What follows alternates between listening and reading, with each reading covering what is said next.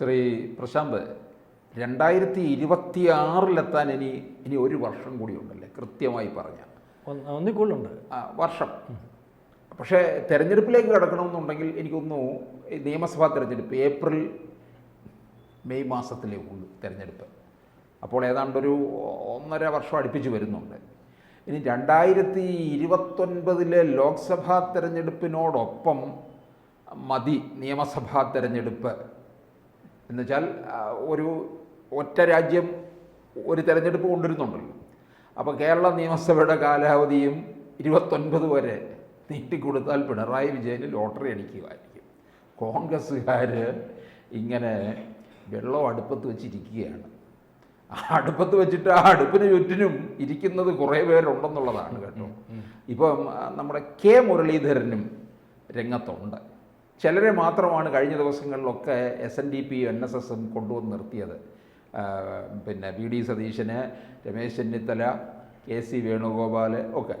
പക്ഷേ K മുരളീധരനുമുണ്ട്. K Muraleedharan എന്ന് പറയുന്നത് നല്ല നേതാവ് തന്നെ എൻ്റെ അഭിപ്രായത്തിൽ. കാരണം കരുണാകരൻ്റെ മകൻ. ആദ്യകാലങ്ങളിൽ കെ മുരളീധരനെ അത്ര പോരെന്ന് പറഞ്ഞാൽ അദ്ദേഹം കാറിൽ നിന്ന് ഇറങ്ങത്തില്ല, അങ്ങനെയുള്ള ഒരാളായിരുന്നു. അതുകൊണ്ടാണ് പിന്നെ വടക്കാഞ്ചേരിയിൽ തോറ്റത് ബൈ ഇലക്ഷനിൽ. പിന്നീട് പക്ഷേ അങ്ങ് ആൾ മാറിപ്പോയി, ജനകീയനായി മാറി. അപ്പോൾ ഒരുപക്ഷെ മുരളീധരനും ഒരു സ്പേസ് വന്നിരിക്കുകയല്ലേ മുഖ്യമന്ത്രി പദത്തിലേക്ക്? സ്പേസ് ഉണ്ടാക്കിയത് ഇന്നലെ അല്ല സാറ്, വലിയൊരു കാര്യമുണ്ട്. ഇന്നലെ കഴിഞ്ഞ ഒരാഴ്ചയായിട്ട് UDFൻ്റെ നായർ മുഖ്യമന്ത്രിമാരെ തീരുമാനിക്കുന്നതിൻ്റെ ഒരു രീതിയായിരുന്നു. അപ്പോൾ അതിനകത്ത് നായർ മുഖ്യമന്ത്രിമാരെ മാത്രമേ തീരുമാനിച്ചിട്ടുള്ളൂ. ഇനി UDFൻ്റെ ഈഴവ മുഖ്യമന്ത്രിമാരുണ്ടാവും, ഹരിജൻ മുഖ്യമന്ത്രിമാരുണ്ടാവും, കൊടിക്കുന്ന് സുരേഷൊക്കെ അതിന് താറ് കൊടുത്തിട്ടുണ്ട്. അപ്പോൾ അതൊക്കെ ഉണ്ടാവും. ഇന്നലെ തീരുമാനിച്ചതെന്ന് പറഞ്ഞാൽ നായർ മുഖ്യമന്ത്രിമാരെയാണ്.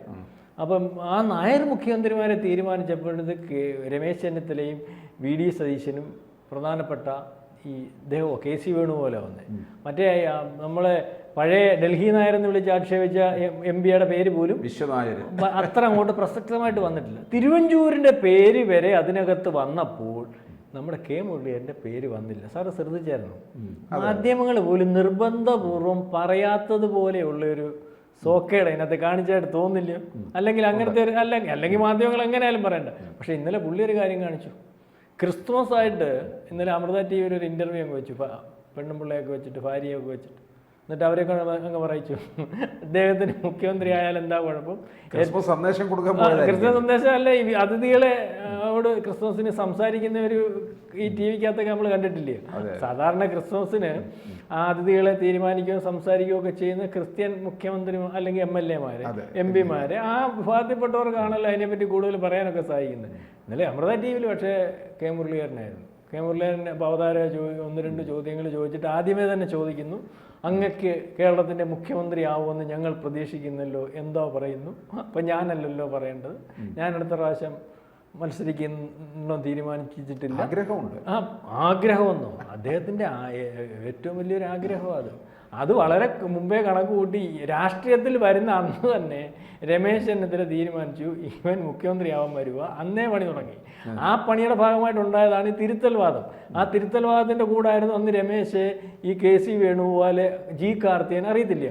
അന്ന് കരുണാകരൻ കൊണ്ടുവന്ന ആശ്രിത മത്സരം വാത്സല്യപുത്രരായിട്ടുള്ള നായന്മാരായിട്ടുള്ള മൊത്തം ആൾക്കാരുടെ കൂടി ഒരു ഗ്രൂപ്പും ഉണ്ടാക്കി. എന്തിനു വേണ്ടി? പാർട്ടി നന്നാക്കാനല്ല, കെ മുരളീധരനെ കൈകാര്യം ചെയ്യാൻ. ആ തിരുത്തൽ ഗ്രൂപ്പ്. അങ്ങനെ കെ മുരളീധരനെ പെട്ടെന്നുള്ള വരവില്ലയോ സാറേ? ഗൾഫിൽ നിന്ന് കൊണ്ടുവന്നു, സേവാളിനെ സംസ്ഥാന ചെയർമാനാക്കുന്നു. അതിനുശേഷം ഈ പറയുന്നത് പോലെ 2 പേരുടെ AK ആന്റണിയും കരുണാകരനോട് അഡ്ജസ്റ്റ് ചെയ്യുന്നു, സീറ്റ് പറയാന്ന് കൊടുക്കുന്നു. കരുണാകരനെ അങ്ങനെ തടയാനൊക്കെ പോകും, പുള്ളിയൊക്കെ തീരുമാനം. അന്ന് അധികായകനല്ലേ, ആർക്കും പറഞ്ഞ് അദ്ദേഹത്തിന് തീരുമാനത്തെ മാറ്റാൻ നോക്കത്തില്ലല്ലോ. ലീഡർ എന്ന് പറഞ്ഞാൽ ലീഡറായിരുന്നു. നമ്മളിപ്പോൾ ഇനി ആരൊക്കെ ഇനി വന്നെന്ന് പറഞ്ഞാലും പുള്ളിയുടെ ആ പ്രാഗൽഭ്യം നമുക്ക് അംഗീകരിച്ചു കൊടുത്തേ വരും. അപ്പോൾ അതിൻ്റെ ഇടയ്ക്ക് ഒരു ബഹളം ഉണ്ടാക്കി. എന്നിട്ട് പുള്ളി KPCC പ്രസിഡന്റ് ആക്കിയില്ലേ? എന്നിട്ട് പിന്നെ ആ ഉമ്മൻചാണ്ടി ഉൾപ്പെടെ ഉള്ള ഒരു പണിഞ്ഞാണ് പുള്ളിയെ KPCC പ്രസിഡന്റ് സ്ഥാനത്ത് നിന്ന് മാറ്റി. ഉമ്മൻചാണ്ടിക്ക് മനസ്സിലായി KPCC പ്രസിഡന്റ് മുഖ്യമന്ത്രിയായ പാരമ്പര്യമുണ്ട്, അത് ആന്റണി എന്നെങ്കിലും മാറുമ്പോൾ എനിക്ക് മുഖ്യമന്ത്രി ആവേണ്ടതായിട്ടുണ്ട്. ഇയാൾ വന്നാൽ ഇരുന്ന് പോയാൽ, കാരണം കരുണാകരൻ മാറുമ്പോൾ തീരുമാനിക്കുന്ന ആരെയാ? ആന്റണിയെ തീരുമാനിക്കുക. അപ്പം അടുത്ത തീരുമാനം വരുമ്പം നായർക്ക് ഇതിനകത്ത് നമ്മൾ പറഞ്ഞ പോലെ ഭയങ്കര ഊഴമുണ്ടല്ലോ. നായന്മാരുടെ ഊഴം, ക്രിസ്ത്യാനിയുടെ ഊഴം. പിന്നെ അപ്പോൾ ആ ഊഴം വരുമ്പോഴത്തേന് ഇയാളെ ഒരു കക്ഷിയാക്കി വെച്ചാൽ മാത്രമല്ല KPCC പ്രസിഡന്റ് നല്ലപോലെ തിളങ്ങിയ മനുഷ്യനാണ്. അതാണ് KPCC നശിച്ച് ഇത്രയും പ്രാഗൽഭ്യമുള്ള സമയത്തും KPCC ഓഫീസും നശിച്ച് കാറുമില്ല സംവിധാനവും ഇല്ല വന്നപ്പോൾ ഇവിടെ KPCC സ്ഥലം മേടിച്ച് ഓഫീസും പണിഞ്ഞ് എല്ലാ സെക്രട്ടറിമാർക്കും ഇന്നോവയും മേടിച്ചു കൊടുത്തു. അറിയാം, അന്ന് ഇന്നോവ അല്ലല്ലോ, ട്രവേറ ഉൾപ്പെടെ ആ വണ്ടി എപ്പോഴും കിടന്നു. ഈ മുരളീധരനെ പിന്നീട് വട്ടിയൂർക്കാവ് മണ്ഡലത്തിൽ നിർത്തി മത്സരിപ്പിച്ചു 2 തവണ. ആ മണ്ഡലം നന്നായി സംരക്ഷിച്ചു എന്നുള്ളതാണ് കേട്ടോ. സാറിനറിയാം അദ്ദേഹത്തിൻ്റെ MLA ഓഫീസ് അറിയായിരുന്നു? അതെ, അറിയാം. MLA ഓഫീസ്, സാധാരണ MLA ഓഫീസ് കണ്ടുണ്ടോ എന്ന് വെച്ചാൽ ഒരു MLA ഓഫീസിലുണ്ട്, ഒരു മുറിയുണ്ട്, ഇപ്പുറത്തൊന്നും ഇരിക്കാൻ എന്തെങ്കിലും കാര്യം പറയാം. അതിനകത്ത് 4 കമ്പ്യൂട്ടർ വെച്ചിട്ട് 4 സ്റ്റാഫിനെ ഇരുത്തേക്കുമായിരുന്നു അവിടുത്തെ ഗ്രൗണ്ട് ഫ്ലോറിൽ. എന്ന് വെച്ചാൽ അയാളുടെ മണ്ഡലത്തിൽ നിന്ന് ഒരാൾ വന്നാൽ അത്രയും സമയം നിൽക്കാൻ പോലും പാടില്ല. അതുപോലെ ഈ പറഞ്ഞതുപോലെ ജനങ്ങളുടെ കാര്യത്തിനകത്ത് വളരെ കൃത്യമായിട്ട് ഇടപെട്ട്, മണ്ഡലത്തിന്റെ കാര്യത്തിനകത്ത് വളരെ കൃത്യമായിട്ട് ഇടപെട്ട് പോകുന്നത് ഞാൻ കണ്ടിട്ടുണ്ട്. റോഡ് പണിയൊക്കെ നടക്കുന്ന സമയത്ത് അവിടെ ഇറങ്ങി നിന്ന് കാര്യങ്ങൾ അല്ല എല്ലാ കാര്യത്തിനും അതുകൊണ്ട് വലിയ അടുപ്പമായിരുന്നു. പക്ഷേ പിന്നെ വേറൊരു കാര്യം നോക്കണം, അവിടെ നിന്ന് നേരെ വടകരയ്ക്ക് കൊണ്ടുപോയി. വടകരയിൽ പി ജയരാജനെ തോപ്പിച്ചില്ലേ? ജയരാജനെ തോപ്പിച്ചു, പി ജയരാജനെ തോപ്പിച്ചു. പിന്നെ അത് കഴിഞ്ഞ് വടകരയിൽ മത്സരിക്കാൻ ഒരുക്കം നടക്കും. പിന്നെ അത് കഴിഞ്ഞ് ഉടനെ നേമത്ത് കൊണ്ടുവന്നു. നിയമത്തുണ്ടെന്ന് BJPയുടെ അക്കൗണ്ട് ഉറപ്പിക്കുക. ആവശ്യമില്ലാത്ത പണിക്കാൻ അതായത് ആവശ്യമില്ല, നമ്മൾ ചില ആൾക്കാരെ കരുവാക്കത്തില്ലേ, അതുകൊണ്ട് ഒരു ഭാഗം ഇപ്പം നല്ലതുപോലെ മുരളിക്കെതിരാ. പിന്നെ അത് കഴിഞ്ഞ് തൃശ്ശൂരുണ്ട്, തൃശ്ശൂർ കൊണ്ടുപോയി വഹിച്ച് കൈ കൊടുത്തു.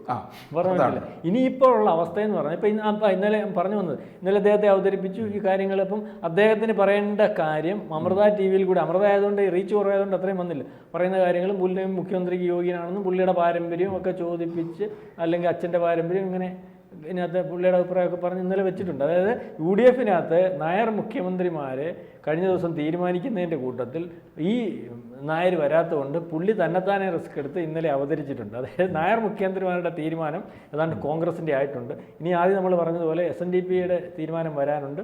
അത് കഴിഞ്ഞിട്ട് പിന്നോക്ക ദളിത ആദിവാസി വിഭാഗത്തിൻ്റെയൊക്കെ ഉണ്ടാവും. 2026 ഈ കൂട്ടത്തല്ലും കൂട്ടയടിയുമുണ്ട്. പാർട്ടി സംവിധാനം വളരെ തീരെ താഴ്പോട്ടില്ല.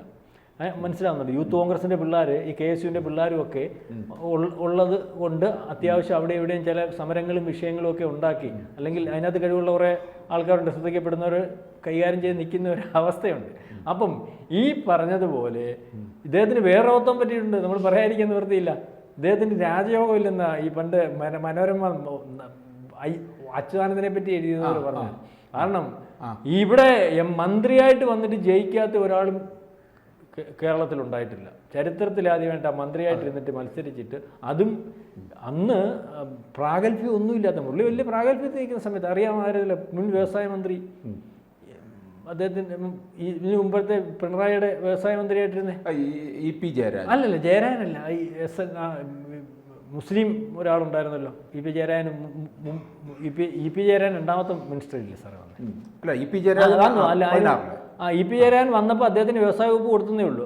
അന്നേരം അദ്ദേഹത്തിൻ്റെ മാറ്റി വേറെ നമ്മുടെ കോഴിക്കോട്ടു നിന്നുള്ള അദ്ദേഹത്തിൻ്റെ പേര് ഞാൻ ഓർക്കുന്നില്ല, അദ്ദേഹമായിരുന്നു. അദ്ദേഹം കന്നി ഇതായിരുന്നു, CPM-ൻ്റെ അന്നത്തെ ഏരിയ സെക്രട്ടറി ആയിരുന്നു. അദ്ദേഹത്തെ തോപ്പിക്കുന്നത് മനസ്സിലാവുന്നുണ്ട്. അപ്പോൾ അത് അന്ന് തോറ്റുപോയതുകൊണ്ട് വീണ്ടും മന്ത്രിയായിട്ട് തുടരാൻ പറ്റില്ല. വിദ്യുച്ഛക്തി വകുപ്പും കണ്ടല്ലായിരുന്നു അദ്ദേഹത്തിന്റെ മൊയ്തീൻ.